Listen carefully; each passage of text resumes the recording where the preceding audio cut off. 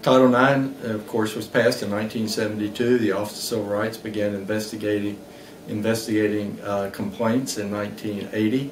Soon thereafter, there was a complaint at Furman and regarding facilities and a number of assistant coaches. Furman then increased, added some assistant coaches, renovated some locker rooms.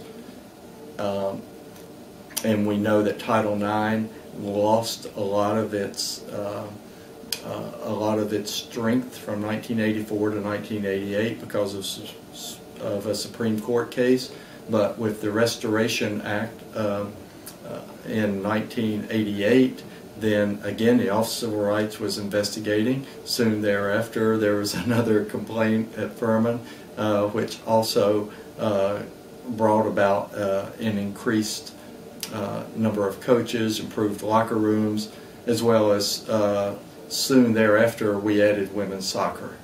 So Furman has responded to these complaints, but also responded to what the Office of Civil Rights outlined that must be done. We still don't have as much female participation as male participation. And that goes back to your first question about, is there the interest to do so? Adding women's lacrosse adds female opportunities here for participation.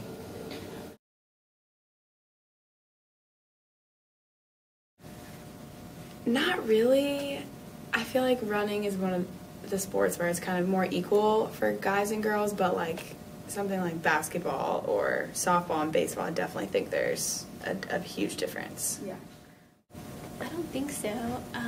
Sometimes guy runners might see girl runners as like less competitive or less intense. Like I've heard comments like that before, but I've never really felt like that stereotype.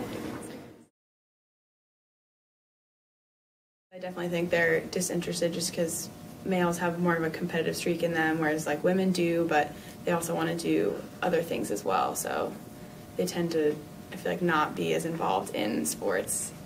I don't know. I mean, there's plenty of women that are just as interested in sports as men are, maybe in like a different way, and like they would have, it's not really seen as like their complete life maybe, but I don't know, I think there's pretty equal opportunity. I think it would be extremely helpful for Furman in order to create a better atmosphere for the women's teams. Specifically, I can think of one example where the men's team, they would have some incentive to come to the game, such as like the first 50 people that come to the game get a t-shirt or get food, or at halftime they provide food. And for the women, we've never had anything like that, and so I think that would be something that would kind of equalize our treatment, but I guess they don't think that we deserve that funding, and all the funding that we do receive for like food and hotels and all that comes from us fundraising before the season. It's called Furman University Friends of Women's Soccer, and I don't know, I'm sure the men do some fundraising as well, but I think that men overall just receive more money and people at their games due to that. What I would want to see is that we added sports that catered to our student body. And do we have enough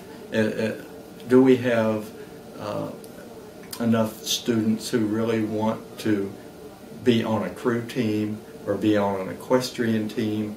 I wouldn't want us just to falsely increase those numbers, but I would certainly like to see us have lots of sports for women.